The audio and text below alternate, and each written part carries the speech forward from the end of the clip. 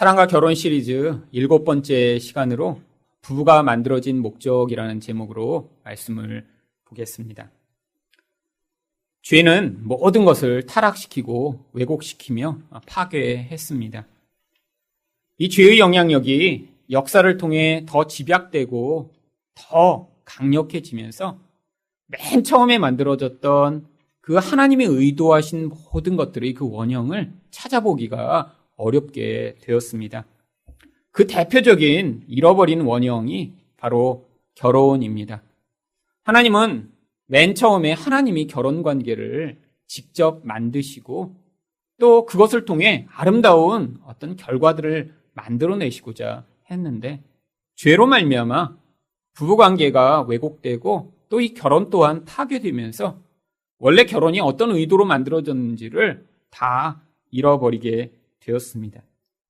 우리가 이 결혼이 또 처음의 부부관계가 어떤지 살펴보아야 하는 이유는 바로 우리 결혼을 지금 그것과 비교해 살펴보아야 하기 때문입니다.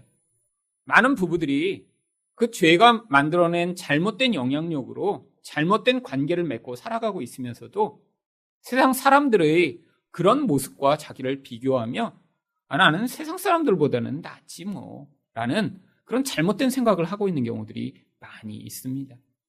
부부로 만났지만 사랑하지 않고 서로 자기의 욕망을 위한 도구로 배우자를 사용하고 또 그러다 자기 욕구가 채워지지 않으면 또 다른 사랑을 찾아 살아가는 그런 사람들. 아니, 부부가 아니라 서로 하수생처럼 대하고 있는 그런 세상 사람들의 모습이 그게 정상이 아닌 것이죠. 그래서 성경 가운데 어떤 부부관계가 하나님이 의도하시고 처음에 만드셨는지를 우리가 알아야 지금 우리 삶에서 나타나고 있는 이 모습이 얼마나 죄로 말미암아 잘못된 영향력을 받고 있는가를 돌아보며 거기에서 우리가 새로운 선택과 결단을 할 수 있는 것입니다. 우리도 물론 죄의 영향을 받고 있습니다. 그런데 성도는 하나님이 우리 안에 성령으로 말미암아 새 사람을 만들어 주셨습니다. 우리 안에 죄악된 영향력이 분명히 영향을 미치고 있지만 하나님이 새롭게 시작하신 이 성령으로 말미암는 새 사람으로 말미암아 성경이 이야기하고 있는 그 원래의 창조의 모습을 우리는 회복할 수 있고 또 해야 하는 것입니다. 그렇다면 하나님이 부부를 왜 만드셨나요? 첫 번째로 부부는 서로를 돕는 자로 만들어졌습니다. 18절 상반절 말씀입니다. 여호와 하나님이 이르시되 사람이 혼자 사는 것이 좋지 아니하니. 하나님이 사람이 혼자 사는 것이 좋지 않다라고 말씀하십니다. 여기에 이 좋지 않다라고 하는 말은 선이 아니다라고 하는 것을 이렇게 번역한 것입니다. 하나님 볼 때 이 인간이 홀로 존재하는 것은 하나님이 원래 가지고 계신 그 창조의 목적, 하나님이 모든 것을 만드시고 보기에 좋았더라, 선하다라고 말씀하신 그 창조 목적과 일치하지 않는다라는 것을 이야기하는 것이죠. 근데 왜 사람은 혼자 살 수 없게 만들어져 있나요? 바로 18절 하반절이 그 이유를 이야기합니다. 내가 그를 위하여 돕는 배필을 지으리라 하시니라. 사람은 다른 사람에 의해 도움을 받아야 하는 존재로 지어졌기 때문입니다. 혼자서 완전할 수 없다라는 거예요. 결국 혼자서는 연약하고 어떤 사람으로 말미암아 도움을 받아야 온전하게 되는 그런 존재라고 하는 것입니다. 근데 도대체 무엇을 돕는다라고 하는 거죠? 어떤 사람이 내가 뭐가 필요할 때 그냥 옆에서 도움을 주는 그 정도의 도움이 아닙니다. 성경이 이야기할 때 이 돕는다라고 번역된 이 에제르라고 하는 히브리어는 하나님이 인간을 도우셔서 온전하게 만들어 가실 때 사용하는 동일한 단어입니다. 시편 30편 10절 말씀을 보시면 여호와여 들으시고 내게 은혜를 베푸소서 여호와여 나를 돕는 자가 되소서 하였나이다. 나보다 낮은 어떤 사람이 보조로 와서 돕는 것이 아닙니다. 지금 이 시편 기자는 하나님에게 저는 제 혼자서 설 수 없습니다. 하나님이 나를 도와주셔야 제가 온전하게 될 수 있습니다. 라고 하나님께 도움을 요청하는데 여기에서 나의 돕는 자가 되어달라라고 이야기하는 이 단어가 하나님이 돕는 배필을 만드셨다라고 할 때의 똑같은 에제르를 사용하고 있는 것이죠. 그런데 하나님이 우리를 도우실 때, 또 우리 배우자가 우리를 도와 온전하게 만들 때 도대체 우리를 어떻게 온전하게 만들어 주는 것인가요? 그 모습이 19절부터 20절 상반절에 나옵니다. 여호와 하나님이 흙으로 각종 들짐승과 공중의 각종 새를 지으시고 아담이 무엇이라고 부르나 보시려고 그것들을 그에게로 이끌어 가시니 아담이 각 생물을 부르는 것이 곧 그 이름이 되었더라. 아담이 모든 가축과 공중의 새와 들의 모든 짐승에게 이름을 주니라. 아니, 한 사람을 도와 온전하게 만드는 것과 이렇게 짐승을 이름 짓는 것과 도대체 무슨 관련이 있는 것일까요? 여러분, 하나님이 아담에게 동물의 이름을 지으라고 하신 것은 하나님 나라의 통치가 어떻게 확장되는지를 모형으로 보여주시고자 한 것입니다. 아담은 단순한 이렇게 동물들을 지키는 그런 동물원 관장이 아닙니다. 하나님이 그 짐승들을 다스리는 어떤 모습을 통해서 앞으로 하나님 나라가 어떻게 드러나고 그 나라가 어떻게 다스려질지를 보여주고 계신 것이죠. 여러분, 짐승의 이름을 짓기 위해서 맨 처음 필요한 것이 무엇인가요? 각 짐승들의 독특한 특성을 잘 이해하는 것입니다. 어떤 짐승을 봤는데 그 짐승만이 가진 어떤 특징을 바로 알아챌 수 있어야 돼요. 그래서 그 특성에 맞는 어떤 이름을 지어주어야 합니다. 여러분, 동물 이름 가운데 이렇게 그 특성을 잘 가지고 있는 그런 짐승들도 있습니다. 대표적으로 코끼리가 있죠. 여러분, 코끼리 하면 당장 우리가 어떤 이미지를 떠올릴 수 있나요? 아, 이 코끼리는 코라는 어떤 특별한 특징을 가지고 있구나라는 것을 떠올릴 수 있죠. 그런데 어떤 대상이 이렇게 특징적이고 다른 것과 구별되고 자체의 그런 독특성을 가지고 있다는 것을 인식하는 것이 왜 필요하냐면 그래야 그 대상과 더 깊은 관계로 나아갈 수 있기 때문입니다. 여러분, 여러 짐승들이 있어요. 그런데 그 짐승들을 다 그냥 도매급으로 한꺼번에 묶어서 그냥 다 같이 취급한다고 생각해 보세요. 그런데 짐승들도 다 나름대로의 특징과 나름대로의 그런 자기만의 독특한 모습들을 가지고 있거든요. 그런데 그 짐승들을 그렇게 다 각자를 알지 못한 채로 그냥 내가 생각하는 방식대로 그 짐승들을 다루면 그 짐승들은 온전하게 보살핌을 받을 수 없습니다. 개나 고양이도 그렇죠. 개 키울래도 그 개에 맞는 특성을 알아야 하고요. 거기에 맞는 방식으로 반응해야 합니다. 고양이도 마찬가지죠. 그런데 그 많은 다양한 짐승들을 다 각자의 특성을 파악해 그 특성에 맞게 반응하고 있는 이 아담의 모습을 보여주고 있는 것입니다. 근데 왜 이런 일이 필요할까요? 그 짐승들을 그렇게 잘 이해하고 더 깊은 관계를 맺어야 그제서야 그 짐승들에게 맞는 방식으로 섬김을 베풀 수 있기 때문입니다. 여러분, 이게 바로 하나님 나라가 이루어지는 모습입니다. 세상에서 우리가 하나님 나라를 어떻게 이룰 수 있나요? 우리와 다 다른 존재들과 우리는 관계를 맺게 되어 있습니다. 아니, 사람들도 한 명도 똑같은 사람이 없어요. 다 다른 존재입니다. 그런데 다르다는 것을 인정하지 못하면 어떤 결과가 벌어지나요? 내가 힘이 있으면 나와 다른 어떤 대상을 나와 똑같은 방식으로 만들려고 하는 그런 통제와 억압이 나타나게 됩니다. 말도 똑같이 시키려고 하고요. 나와 똑같은 방식으로 살게 만들고 싶고요. 또 내가 추구하는 어떤 삶의 양식을 그대로 받아들일 것을 요구하기 시작하죠. 여러분, 그렇게 특징이 다 잃어버린 채로 개개인의 그런 독특성과 그런 가치를 다 잃어버린 존재는 그 대상과 더 깊은 관계를 맺을 수가 없습니다. 여러분, 집단 가운데 하나로 취급받는다고 생각해 보세요. 대표적인 그런 시기가 한국에는 군대라고 하는 것, 또 중고등학교 시절이라고 하는 것으로 우리에게 아주 나쁜 기억으로 남아 있습니다. 왜 중고등학교 시절이 이렇게 막 기쁘고 즐거운 행복의 시절로 기억되지 않나요? 똑같은 그냥 학생으로 개개인의 인격이 다 사라진 존재로 취급당하니까요. 또 군대에 가면 어떻죠? 다 머리는 깎아버리고 똑같은 옷을 입힌 다음에 그냥 그 존재의 가치와 그런 그 존재의 독특성은 다 사라져버린 채로 하나의 소모품처럼 취급당하니까요. 여러분, 그런데 하나님은 그런 방식으로 인간이 서로 관계 맺기를 원하지 않는 것이에요. 우리가 다 다른 존재인데 그 다른 존재들이 서로의 다름을 인정하고 그 다름에 맞는 방식으로 서로 관계를 맺으며 그 안에서 서로를 섬기고 서로를 사랑함으로 말미암아 더 온전함을 이루도록 만드신 것입니다. 그런데 이 일이 혼자서는 불가능하다는 것입니다. 그래서 20절 하반절에 바로 짐승의 이름을 붙이는 일을 한 뒤에 성경이 뭐라고 이야기합니까? 아담이 돕는 배필이 없음으로라고 이야기합니다. 결국 이 하와로 말미암아 이 아담이 온전해지고 이 아담으로 말미암아 하와가 온전하게 되는 일이 무엇을 위해 필요하다는 거예요?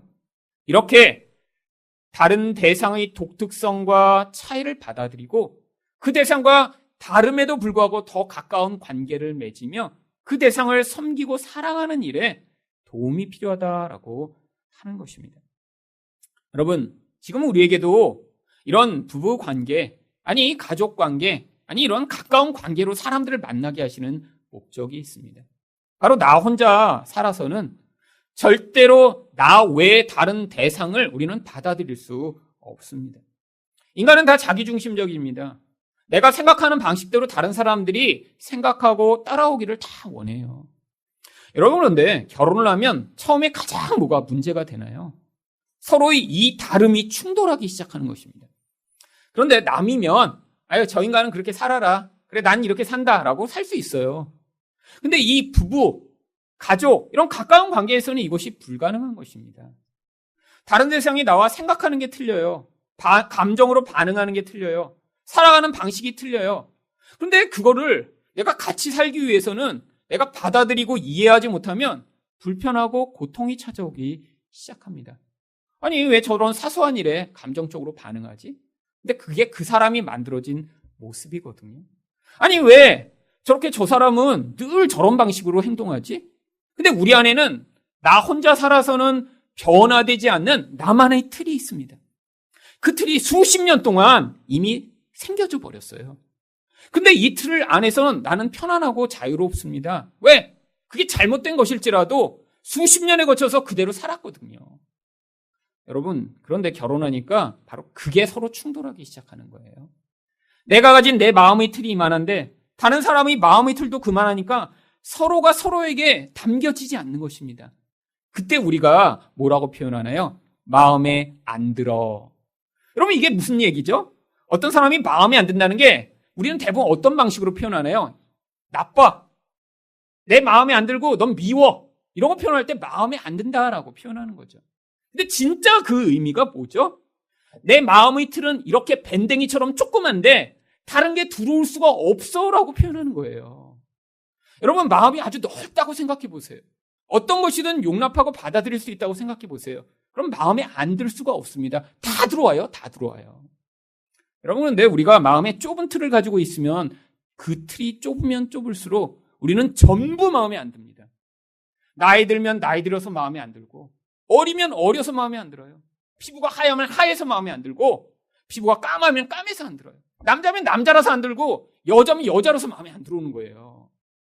여러분, 물론 우리 안에 우리만의 이런 강력하고 작은 틀들이 다 있습니다. 그 틀 안에 나는 구겨져서 거기 들어와 있어요. 근데 이게 지금 비정상이에요. 어려서부터 그렇게 살았어요. 그래서 이상하게 살고 있으면서도 나는 그게 불편하지가 않아요. 여러분, 옛날에 제 친구를 만났는데 그 친구는 늘 새 신발을 사도 이 신발을 구겨 신습니다. 그래서 제가 야, 그 새 신발인데 그걸 왜 뒤축을 구기냐? 그랬더니 어려서부터 구겨 신었대요. 그래서 이제 구겨 신지 않으면 뒤에가 이렇게 자꾸 닿아서 불편하대. 그래서 새 운동화를 사서 그걸 구기는 거예요. 뒤에 이렇게 밟아갖고 막. 아니, 그거 이상한 거 아니에요? 새 운동화를 사서 왜 뒤를 구겨요? 그거 안 하려고 새 운동화 사는 거 아닌가요? 아니에요. 근데 어려서부터 잘못 살았더니 이제 정상적인 것을 받아들이지 못하게 된 거죠. 여러분, 우리 안에 그런 것들이 얼마나 많은가요? 그런데 혼자 있을 때는 절대로 그것들이 건드려지지 않습니다. 왜? 부모는요, 어느 정도 개입하다가 하도 난리를 치니까 이제 더 이상 집에서는 개입하지 않아요. 몇 번 해봅니다. 야야 하는데 말을 안 들어요, 잘. 그리고 그거 계속 하려면 어떻게 돼요? 집에서 싸움이 그치지 않으니까 부모는 결국 포기하게 됩니다. 그런데 부부는 이제 그걸로 불편해서 서로 살지를 못하는 거예요. 여러분, 좁은 틀을 가지고 서로 만났는데 그게 불편한 거예요. 너는 왜 이래? 너는 왜 이렇게 살아? 너는 왜 자꾸 이런 거야? 라고 자꾸 반응하게 되죠. 근데 남이 그렇게 얘기하면 나이 틀을 부수고 당장에 변화할 수 있나요? 어떤 사람이 결혼했는데 남편이 꼭 밤 식탁 자리에 와서 자기 양말을 벗어서 식탁에 올려놓더래요. 그래서 처음에는 이야기를 했대요. 제발 좀 바닥이라도 내려놔달라고, 바닥이라도. 근데 그 사람은 평생 그렇게 산 거예요. 그러니까 꼭 벗어서 양말을 거기 식탁 자기 밥 앞에다 올려놓는 거예요. 여러분, 이게 지금 틀이 서로 깨지고 있는 거죠. 물론 양말을 식탁에 올려놓은 것들은 잘못된 틀입니다. 근데 그 부모가 못 고친 거예요. 여러분, 근데 결혼해서 5년, 10년, 15년이 지나도 바뀌지를 않는 거예요. 근데 딴 것도 많습니다. 여러분, 그거 하나일까요? 양말을 벗어 식탁에 올려놓은 사람이 딱 그것만 잘못하고 나머지는 다 아내 마음에 들게 살까요? 아니죠. 얼마나 다른 건 많겠어요. 그게 제일 심한 거니까 그 한 가지만 얘기한 거예요. 한 가지만. 여러분, 근데 10여 년을 싸웠더니 그 다음에 식탁 의자 밑에다 내려놓더래요. 10여 년을 싸웠더니. 여러분, 그게 바로 인간입니다.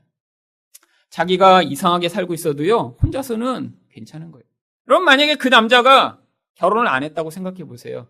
그럼 아마 죽을 때까지 집에 들어와서 저녁 식사 자리엔 늘 양말이 올려져 있을 거예요. 왜? 이상하게 살면서도 스스로는 깨닫지 못하는 거예요. 여러분, 그런데 우리를 하나님이 이렇게 가깝게 만나게 하셨더니요, 불편하기 시작해요. 여러분, 생각해 보세요. 누군가 밥 먹을 때마다 양말을 올려놓는다고요? 저 같으면 아마 밥을 못 먹을 것 같아요. 여러분, 그런데 자기는 그렇게 살았어요. 여러분, 그것만인가요? 모든 게 다릅니다. 수건을 개는 방식 틀리죠. 치약을 짜는 방식 틀리죠. 말하는 방식 틀리죠. 돈 쓰는 방식 틀리죠. 아침에 일어나는 방법 틀리죠. 밤에 잠자는 방법 틀리죠. 모든 게 달라요. 모든 게요. 여러분, 근데 그것들이 우리에게 서로 충돌하기 시작합니다. 여러분, 근데 그걸 충돌하면 우리가 어떻게 반응하나요? 아, 저 사람은 저렇게 살 수도 있지라고 하는 게 아니라 가까울 때는요, 변화시키고 싶은 거예요. 여러분, 그런데 살다 보면 나의 이 좁은 틀을 가지고 서로를 평가하며 넌 이래, 넌 이거 좀 바꿔라고 하는 것이 통하지 않는 것을 발견합니다. 물론 진리에 관한 것이면 목숨을 걸고 싸워야 돼요. 그런데 다른 부분이라면, 진리가 아니면 고민해 보셔야 돼요. 정말 내가 남편이 이렇게 살아가는 방식이, 아내가 이렇게 살아가는 방식이 정말 진리가 아닌데 혹시 나의 틀이 내가 그를 받아들이지 못해 생긴 것은 아닌가? 혹시 내 마음이 너무 좁아서 상대방의 그런 태도나 행동을 마음에 받아들이지 못해서 나타나는 결과는 아닌가? 여러분, 하나님이 그렇게 우리를 서로의 다른 부분을 받아들여 그래서 더 깊은 관계로 나아갈 수 있도록 결혼을 만드신 것입니다. 여러분, 만약에 집에서 아직도 그런 사소한 것 때문에 계속 충돌을 하세요. 여러분, 다른 사람을 받아들이지만 또한 나의 어떤 것이 상대에게 이렇게 불편을 끼치고 힘들게 만든다면 그것들을 포기하는 게 성숙한 사람이죠. 여러분이 이 아이랑 대화할 때 어떻게 하셔야 정상인가요? 아이 수준으로 눈높이를 낮춰야 됩니다. 그래서 그 높이에서 뭘 원해? 이거 해줄까? 여러분, 어른만이 할 수 있는 거예요. 성숙한 사람만이요. 아이는 어른의 수준으로 높아질 수가 없습니다. 여러분, 이게 바로 성숙한 사람이 자기 배우자에게 할 수 있는 반응이에요. 상대방이 나의 어떤 부분 때문에 불편해요? 그게 진리가 아니에요, 근데. 그러면 나의 것을 내려놓을 수 있는 거예요. 여러분, 그런데 서로 그거를 하지 못하기 때문에 지금 싸우고 있는 경우들이 많죠. 여러분, 남편이 교회에 일찍 가는 것을 원하세요? 그러면 여러분, 일찍 준비하시는 것이 그게 성숙한 사람이에요. 그런데 대부분 그런 사소한 일에서 싸움이 시작됩니다. 그거 조금만 일찍 준비하면 되는데 그 일찍 준비하는 게 귀찮고 힘들고 잘못된 것이라는 것을 스스로도 깨우치지 못하고, 남들도 다 늦는데 그리고 너무 일찍 가면 앞쪽에 앉아서 불편해. 그래서 은근히 이렇게 시간 맞춰서 가다가 늘 늦죠. 여러분, 변해야죠. 그래서 서로 맞춰가는 것입니다. 그래야 근데 뭐가 가능해요? 서로 자기의 틀을 내려놓고 상대를 받아들이고 또한 나의 이 틀을 내려놓고 상대를 향해 더 마음을 열어야지만 더 깊은 관계로 나아갈 수 있고요. 거기에서 온전한 섬김이 가능한 것입니다. 여러분, 부부관계에서 이렇게 자기 틀이 깨진 사람이 무엇이 가능한 줄 아세요? 그래야 여기에 오셔서도 다른 사람의 다른 점을 용납하고 이해하실 수 있으세요. 여러분, 교회 와서 다른 사람을 판단하고 정죄하는 사람들 아주 많습니다. 그런데 그 정죄의 이유가 이런 진리와 관련된 부분은 거의 없어요. 어떤 사람이 교회 와서 예수님이 하나님이 아니에요 라고 주장을 하면 여러분이 정죄하실 필요 없어요. 저한테 와서 얘기를 하세요. 아무개 집사가 지난번 나눌 때 예수님이 하나님이 아니라고 그랬어요, 목사님. 그러면 제가 그분과 대화를 하겠습니다. 여러분, 근데 대부분 뭐 때문에 마음이 그렇죠? 어머머, 저 집사님 너무 그냥 짧은 치마 입고 오잖아, 교회에. 어머, 교회가 그냥 어디 패션쇼 하러 와. 그러고 마음이 안 좋아요. 어머, 저 집사님 어때? 근데 다 그의 스타일, 말하는 방식, 살아가는 모습에 대해서 우리가 지금 판단하고 못 받아들이는 것입니다. 여러분, 이게 지금 잘못된 틀인 거예요. 교회 와서 우리는 다 다른 사람이 있습니다. 여러분, 아내와 남편도 지금 못 받아들였는데 여기에 있는 다른 사람을 우리가 다 어떻게 받아들이겠어요? 그럼 불가능합니다. 그래서 다행인 거예요. 우리를 전부 다 결혼시켜갖고 한가문에 집단 생활을 하지 않도록 하신 거는요, 놀라운 축복이에요. 아마 하나님이 결혼을 이렇게 두 사람이 아니라 한 10사람끼리 묶어갖고 결혼하라고 하셨으면요, 아마 거기서 깨지고 이렇게 터지고 막 그러다가 서로 아마 정말 거의 남아나질 않을 거예요. 다행히 두 사람끼리만 결혼하라고 하셔서 이 정도로 지금 그냥 근근히 살아가고 있는 것입니다, 지금. 근데 여러분, 교회로 모였는데 그 정도 수준으로 우리가 변화될 필요는 없어요. 하지만 하나님이 우리에게 뭘 요구하세요? 아내와 남편으로 어느 정도 변화된 수준이 아니라 다른 부분에서도 내가 남을 이해하지 못하고 받아들이지 못하는 수준에서 내 마음이 그를 받아들일 수 있는 마음이 넓어진 사람이 되기를 원하시는 것입니다. 여러분, 교회 와서도 마음에 안 드시는 분 계시죠? 그래서 꼭 어떻게 하세요? 마음에 안 들고 나면 근데 그 부부가 이제는 비슷하게 닮아가요. 그래서 마음에 안 들면 꼭 이제 가는 차 안에서 얘기합니다. 어머, 아유, 아무개 집사 봐. 그러면 어머, 그렇지. 서로 그 죽이 잘 맞아요. 여러분 생각해보세요. 남편이 어머, 아무개 집사 봐. 근데 아니, 어디다 비난을 하고 그래. 이 마음이 밴댕이 같은 인간아. 이렇게 하면 다시 얘기하겠어요? 아니에요. 꼭 죽이 맞아서 얘기를 합니다. 여러분, 저는 여러분 다 마음에 들어오는 줄 아세요? 가끔씩 못 들어오는 사람이 있어서 저도 그러면 막 얘기하고 싶어서 가는 차 안에서 얘기하려면 아내가 그래요. 애들인데 이따 얘기해. 그게 죄인 거예요. 여러분, 진리가 아닌데 누군가를 마음에 지금 못 들이고 있어요? 사랑하지 못해요, 그러면. 그를 섬길 수가 없습니다. 하나님이 부부관계, 교회의 관계를 통해 우리 마음의 이 좁디 좁은 틀을 자꾸 뒤흔드셔서 한 사람으로 시작된 그 결과가 모든 사람까지 받아들이고 수용하고도 넉넉할 수 있는 그런 사람 만들어내시고자 하는 것입니다. 여러분, 우리 하나님을 한번 생각해 보세요. 우리 하나님이 여러분을 바라보시며 아유, 쟤는 어떻게 그렇게 성격이 급해? 아니, 왜 쟤는 저렇게 일 중심적이야? 아니, 왜 쟤는 저렇게 늘 지만 치장하려고 그래? 아니, 왜 쟤는 저렇게 욕심이 많아? 우리를 다 마음에 안 들어 하시면 도대체 하나님의 마음에 들 사람이 누가 있을까요? 그런데 하나님이 여러분을 보시며 뭐라고 그러세요? 사랑한다고 하시고요. 여러분을 용서하시고요. 여러분을 다 받아주고 계신 거예요. 여러분, 그런데 우리는 그게 안 되니까 우리 가정에서, 교회에서 이거 배워. 사랑하는 법. 예수 그리스도 닮은 사람 만들어내시고자 하나님이 결혼도 만드시고 교회도 만들어내신 것입니다. 여러분, 마음에 안 드는 사람 생기실 때마다 뭐 하셔야 돼요? 오늘도 나는 밴댕이구나 라고 생각을 하세요. 마음에 안 드는 그런 일이 있을 때마다 하나님, 제 마음을 넓혀주셨어요. 내가 한 사람이 아니라 모든 사람을 품어낼 수 있는 그런 하나님과 같은 넓은 바다 같은 마음을 제가 배울 수 있도록 은혜를 달라라고 간구하셔야 될 것입니다. 두 번째로 하나님이 부부를 왜 만드셨나요? 부부는 새로운 연합을 이루도록 만들어졌습니다. 24절 상반절 말씀입니다. 이러므로 남자가 부모를 떠나. 새로운 연합을 이루어야 하는데 그 전제 조건이 반드시 존재하고 있습니다. 바로 남자가 부모를 떠나는 것입니다.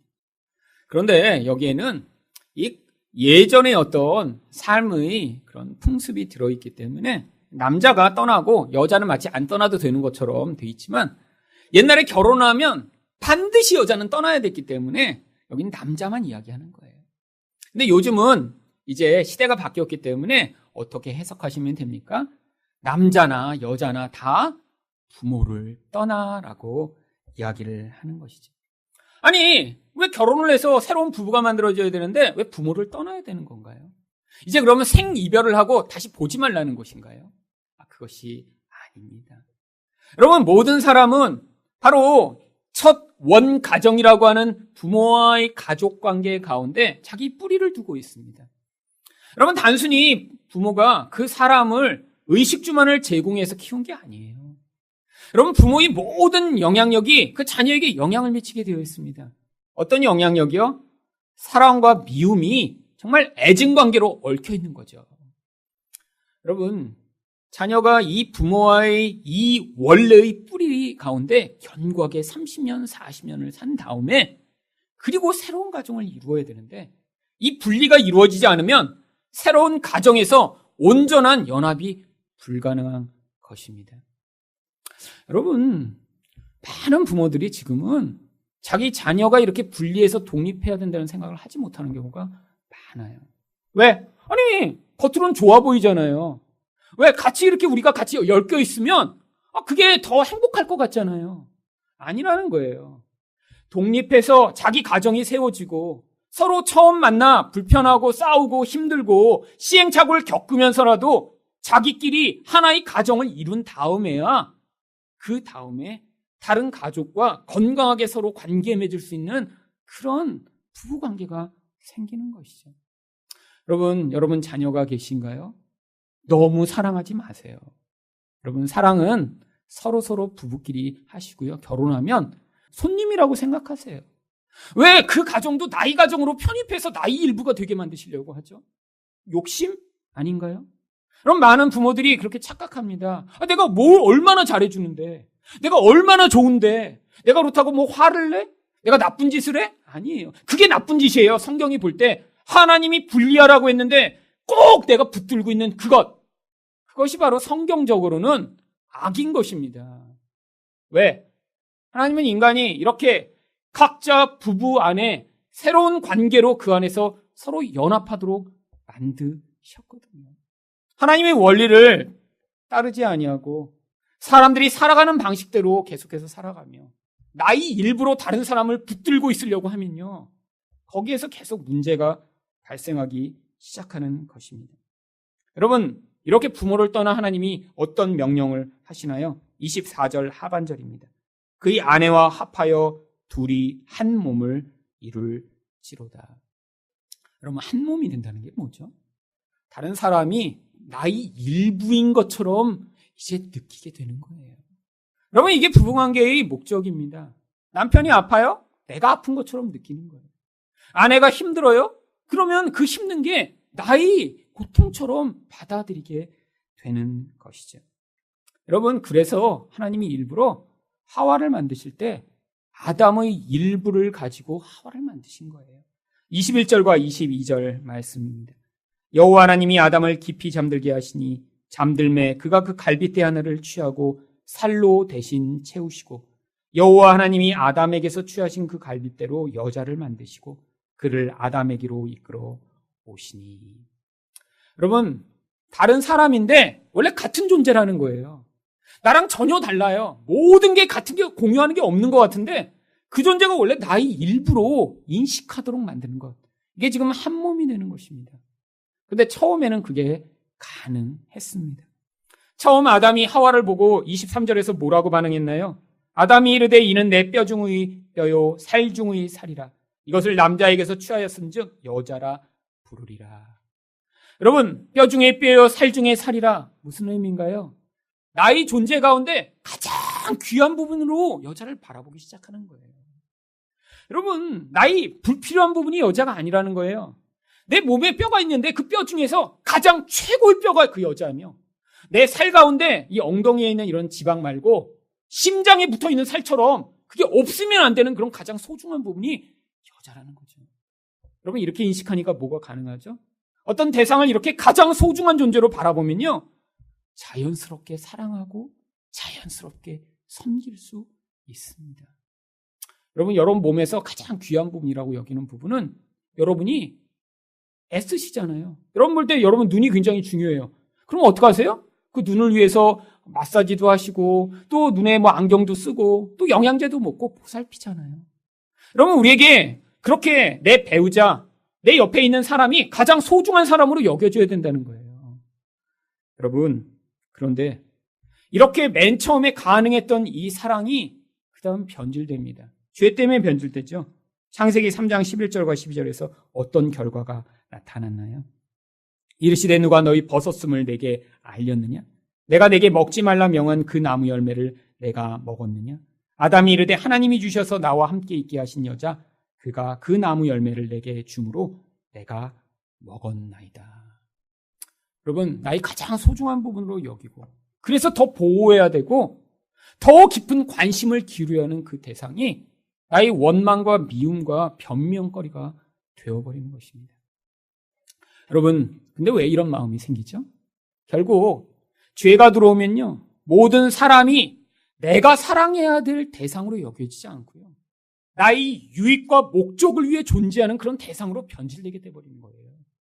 그러니까 나에게 이익이 오지 않는 모든 대상을 향해 비난하게 되어 있습니다. 나에게 유익이 되고 나를 좋게 만들고 나를 기쁘게 만들면 그 대상은 좋은 대상인데 내가 그 대상 때문에 불편해져요? 힘들어요? 그러면 그 대상을 향해 이렇게 원망하고 불평하는 거죠. 여러분, 이게 사랑과 정반대되는 태도입니다. 사랑은 내게 유익이 돼서 어떤 대상을 향한 감정의 반응을 하는 걸 사랑이라고 얘기하지 않아요. 그건요, 정욕이에요, 정욕. 그런데 성경적 사랑은 무엇이죠? 하나님이 우리를 사랑하실 때 그래서 희생하신 거예요. 하나님이 우리를 사랑하시는데 불편하세요.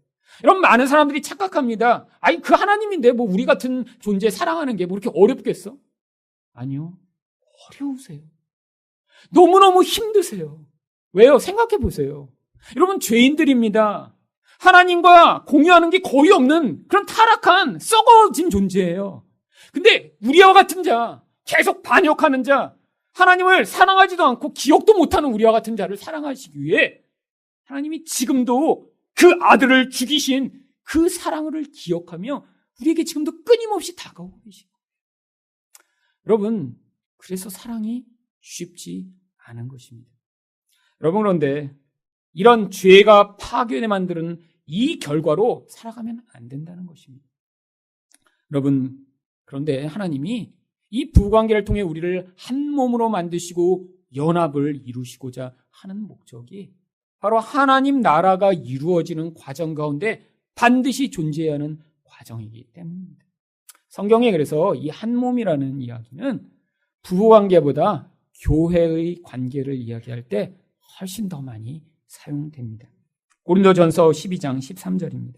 우리가 유대인이나 헬라인이나 종이나 자유인이나 다 한 성령으로 세례를 받아 한 몸이 되었고 또 다 한 성령을 마시게 하셨느니라. 여러분, 교회가 이렇게 하나 되어야 된다는 거예요. 근데 어떤 하나요? 한 몸으로서의 하나예요. 내가 여기가 아프면 그 내 몸 전체가 아픈 것처럼 내가 이것을 보존하고 더 잘 관리하려고 하는 것처럼 우리가 이렇게 나만을 생각하는 존재가 아니라 서로서로를 나의 몸의 일부로 여길 때 거기에서 이런 하나님이 요구하시는 사랑과 섬김과 하나됨이 존재한다는 것이죠. 그래서 에베소 4장 4절에서도 바울이 이렇게 얘기합니다. 몸이 하나요 성령도 한 분이시니 이와 같이 너희가 부르심의 한 소망 안에서 부르심을 받았느니라. 여러분, 우리를 하나님이 궁극적으로는 하나 되게 만들려고 지금 이 교회로도 살아가게 하시고 결혼으로도 만나게 하셨다는 것이죠. 여러분, 그래서 바울이 남편들에게 뭐라고 권고하고 있나요? 에베소 5장 28절부터 30절입니다. 이와 같이 남편들도 자기 아내 사랑하기를 자기 자신과 같이 할지니 자기 아내를 사랑하는 자는 자기를 사랑하는 것이라. 누구든지 언제나 자기 육체를 미워하지 않고 오직 양육하여 보호하기를 그리스도께서 교회에게 함과 같이 하나니 우리는 그 몸의 지체임이라. 여러분, 결국 부부관계를 통해 뭘 배워야 한다는 거예요? 나만을 사랑하는 이 이기성으로 말미암아 거기서 벗어나는 일을, 내 배우자를 이렇게 나의 몸인 것처럼 사랑하고 아끼고 보존하는 그 행위를 통해 이 이기성을 벗어나게 된다는 것이죠. 교회 와서도 마찬가지입니다. 교회에서는 우리가 매일처럼 이렇게 부부관계처럼 살 수가 없어요. 하지만 이 교회에서도 나의 것을 가지고 남을 섬기고 사랑하고 애쓰는 걸 통해 이 이기성을 벗어나는 그런 공동체를 만들어 나중에 하나님 나라에 가서는 우리가 전부 다 나를 위해 사는 존재가 아니라 하나님과 이웃만을 위해 사는 그런 사람들이 모인 곳이라 그것을 우리는 천국이라고 부르게 되는 것입니다. 부부관계 가운데 이 하나됨을 배우셔서 여러분이 하나님이 요구하시는 이 한 몸을 이루는 것을 배우실 때 하나님이 우리에게 목적하고 계신 이 하나님 나라를 가정과 교회에서도 우리는 경험할 수 있는 것입니다. 마지막으로 하나님이 부부를 왜 만드셨나요? 부부는 서로의 수치를 덮어주도록 만들어졌습니다. 25절 말씀입니다. 아담과 그의 아내 두 사람이 벌거벗었으나 부끄러워하지 아니하니라. 여러분, 맨 처음에 만들어졌을 때는 하나님의 영광이 그들과 함께 있었습니다. 하나님의 영광이 아담과 함께 있고 하와와 함께 있으니까요, 그들이 아무것도 입지 않아도 자기 부끄러움을 보지 않고 그 영광에 의해 감추어진 존재가 된 거죠. 여러분, 예수님이 변화산에 올라가셨을 때의 모습을 상상하면 됩니다. 여러분, 예수님 안에서 그 영광이 드러나기 시작하니까 마치 이 옷을 입었는데 그 속 안에서 막 아주 밝은 전등을 비친 것처럼 그 존재가 번쩍번쩍 영광이 나타나는 거죠.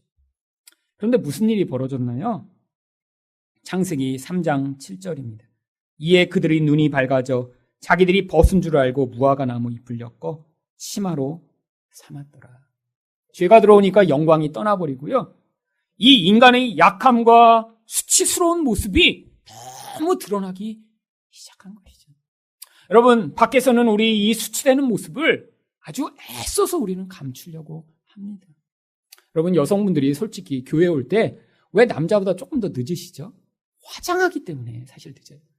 우리 하늘사랑교회는 다음 주부터 화장 금지 이거를 이제 실시하면 아마 이 예배 시간이 훨씬 더 많은 분들이 오실 거예요.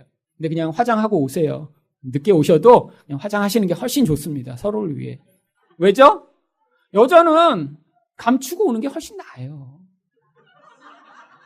아니, 감춘 모습 보다가 감추지 않은 모습 보면 서로 놀래서 못 다닙니다, 교회. 서로 불편해요. 그러니까 감추고 오세요, 그냥. 여러분, 근데 화장만인가요? 얼마나 우리 부끄러움을 감추려고 지금 몸부림치고 사세요. 여러분, 입으시는 옷 왜 입으셨죠? 추워서요? 더워서요? 그럼 더우면 벗고 오셔야죠. 왜 다 입고 오세요? 우리 수치를 감추는 거죠. 여러분, 화장과 옷만 그런가요?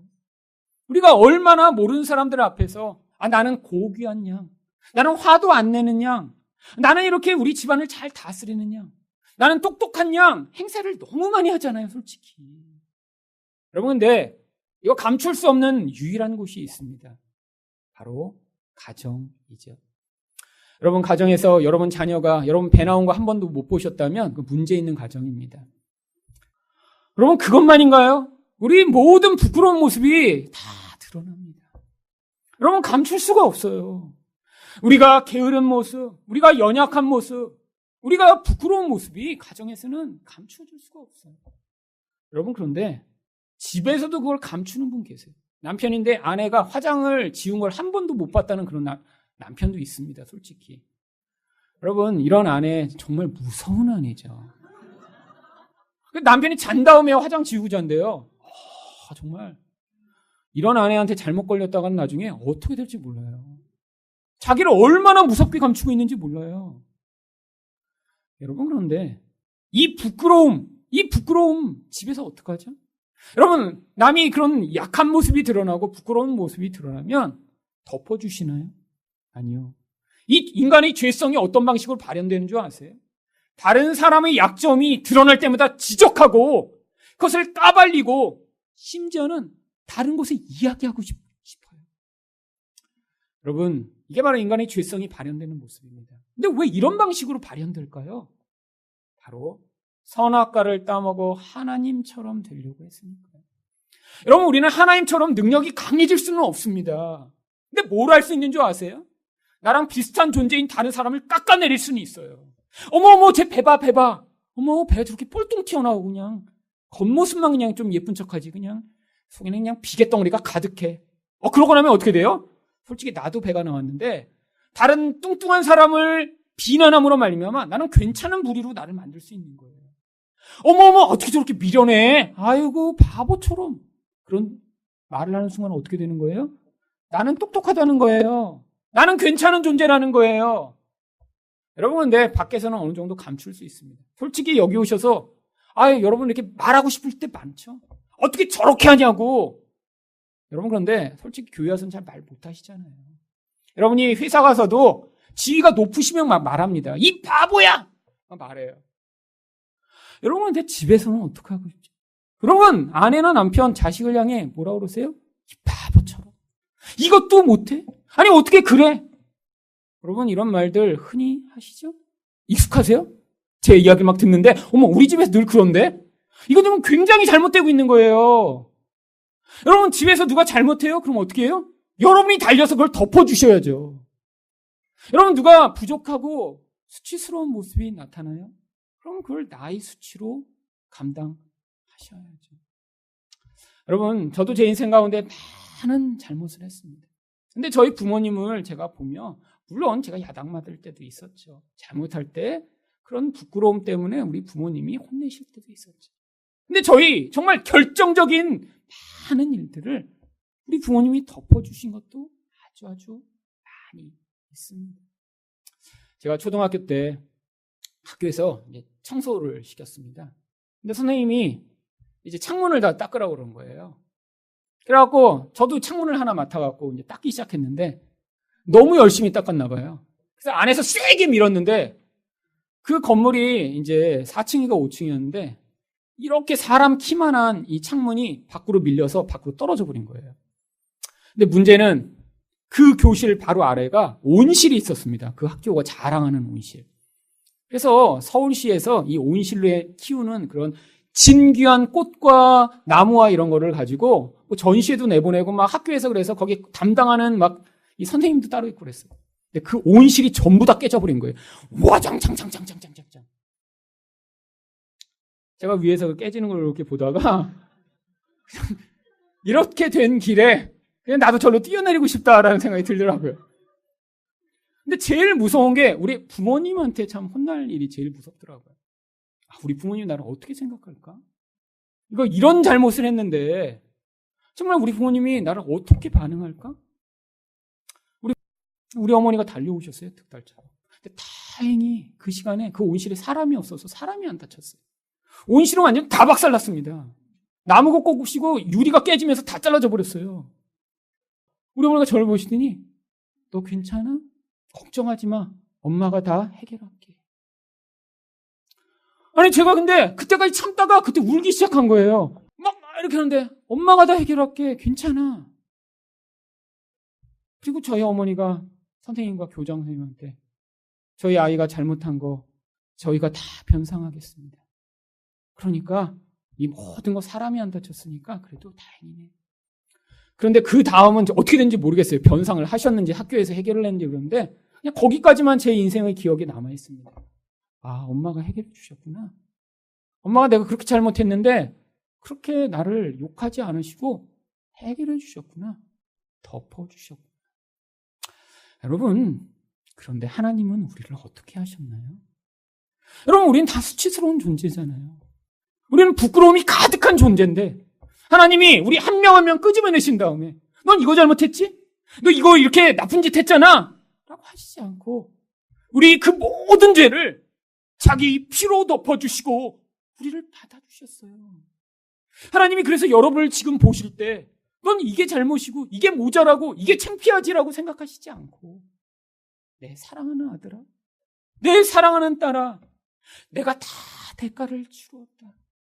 내가 너를 위해서 모든 수치를 감당했다라고 이야기하시며 지금 우리를 향해 여전히 수치를 감당하고 계신 것입니다. 여러분, 하나님이 우리 수치를 그렇게 감당하셨는데 지금 여러분은 남의 수치를 덮어주는 삶을 살고 계신가요? 여러분, 교회 와서 다른 분 수치 덮어주실 생각 마시고요. 여러분, 아내와 남편의 수치를 덮어주세요. 하나님이 그거 연습하라고 부끄러운 사람 만나게 하시고 여러분이 덮어줘야지만 가려질 수 있는 사람으로 서로를 만나게 하십니다. 남편의 수치는 아내가 가리고요.